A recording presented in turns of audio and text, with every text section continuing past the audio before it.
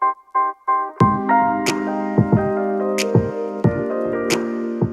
everybody, welcome back for another video. I'm gonna try this little impromptu chat again, just on my MacBook webcam, just trying to test out the quality and compare it to my normal camera. But figure I'd do this. I haven't had a couch series talk in a while, so I figure I'd answer some questions for you guys in this video. So a lot of the times I'm seeing people on some of my recent videos talking about the squat and rotate. They mention that they hit the ground first. Well, usually people hit the ground first because the hands get too low and then the club gets too low. So generally people who early extend don't get low through the use of their legs or body. So that's why when they early extend and they get good contact, they think that's okay. They've trained themselves to have their hands travel into the ball in a certain manner. Well, and that certain manner is typically met by early extending through sliding and tilting back, and then they pull the hands down as a result.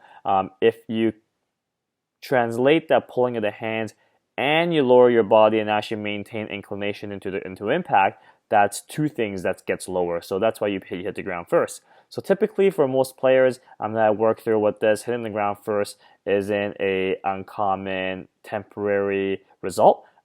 If you were to squat and rotate, you maintain inclination well, and you hold and you keep your hands up, impact should feel like it happens later, and your hands come into the ball later because they're not helped by pulling down. The hands will come down at some point, but they come down at a later time because of your rotation, not because you pull your hands down. So if you chunk it, try to feel like you keep your hands up the entire time. You may think you're going to whiff it, but you're probably not going to. So I would suggest doing that if you find yourself chunking the ball when you try to squat and rotate. Another question I'm seeing pop up. Let me just pull it up. While I do this is where is it? It's talking about exaggeration again. So when I exaggerate players, especially in the first part of the process, let's say the off season is 6 months.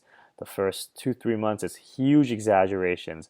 I really don't care where the contact goes unless they're a really good player. Then I'll be a little bit more sensitive. But if they're typically mid handicap and above, I really don't care where the contact goes. I try to change the movement as fast as I can, so I exaggerate things a ton. Sometimes things may not even make sense in their head, just because I have them feel things that really just doesn't look right. But in reality, it looks really right. Chances are, whatever they feel like or they see in their head typically doesn't really happen at all. So I really like exaggerating things as fast as I can. You might see in some of the videos, the rehearsals look super funky, but it's necessary for trying to expedite the process of the changes. So that's why I really exaggerate things. I like seeing club not be across the line. That's why sometimes you see people feel like they look laid off, but they're not really laid off in reality. And also, because the club is pointing more back and the club is not fully a parallel, that's why it has that laid off look of pointing to the left for a right-handed golfer. But in all honesty, they're not laid off, and I'm not concerned about it at all. So that's kind of my opinion on that. Also, leave a comment below. Let me know what you think of this format with just doing the webcam. I'm curious to see what the quality is like, actually quality difference is like. So let me see what other videos, other questions have popped up. And again, like anything you guys want to see in particular, leave in the comments below. I actually have some pretty big plans coming in the next half year to help make the video production better, to make the quality better for you guys, to help you guys improve more. So hopefully it pans out and I'll have some good news for you guys in the next few weeks. But stay tuned. A lot of cool things happening. Very excited for that. What else is a common question? Some of you guys ask who I like on tour. One swing I really like on tour is probably going to be Rory McIlroy. Love the use of his legs, love his flow, great backswing, and with a very fluid transition into downswing, big squat and rotate. Hence why he hits it so far, in my opinion. and he's one of the best drivers of the golf ball in the world, if not the best. So love his swing as a model.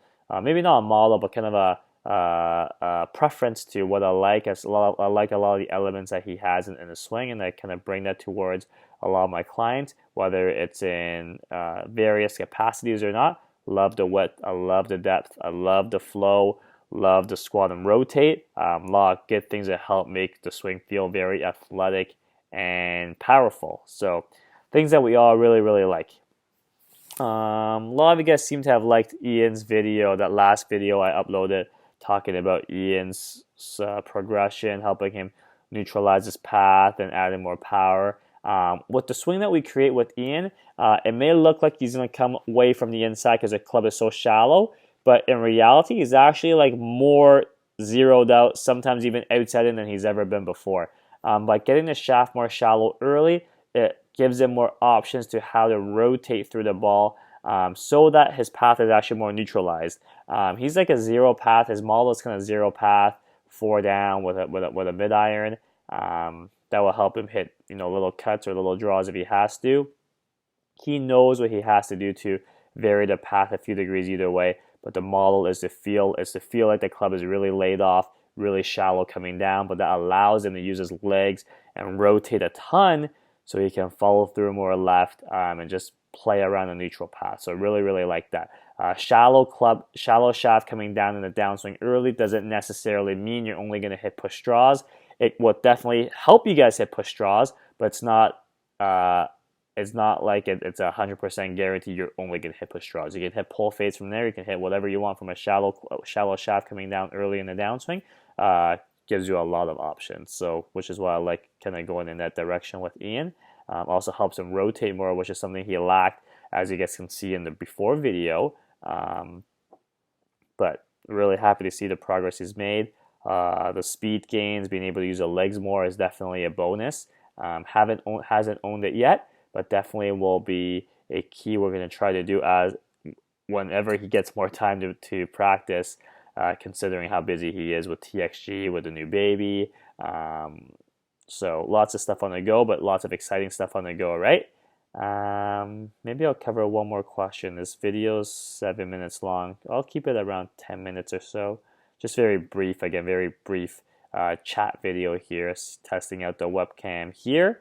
Maybe I'll talk about off-season practice. So, off-season practice. I know I've uploaded part 1 of the videos of how I can structure the off-season practice. I'm going to upload videos 2 and 3 in the coming weeks. So part 1, I talk about adding width in the backswing.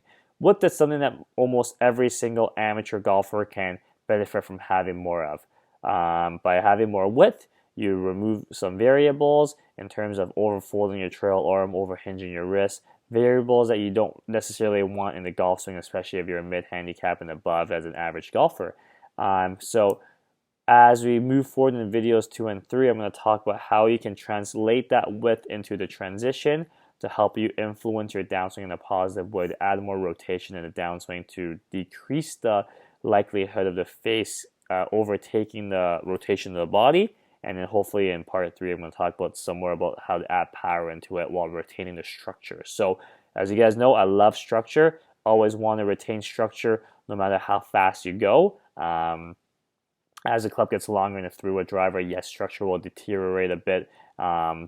Still work within an acceptable range depending on your speed, but a lot of maintenance work to try to retain the structure through mid-iron work, through slow-mo work is necessary in my opinion until you really truly own it through practice and play. So hopefully that helps. Very short 10-minute video on kind of a couple common questions. Just a quick update. I know my video uploads have been a little sporadic over the last month or two. Really thank you guys for being patient with that. Just lots of stuff on the go, but lots of exciting stuff on the go that will help make this channel better and better, and hopefully help more of you guys play better golf. Help you guys upload better videos for you guys. So stay tuned. Really excited for that. Hopefully everything works out. We'll know in the next few weeks, hopefully. So stay tuned for that. Any questions, leave in the comments below, and we'll catch you guys next time. Thanks for watching, everybody.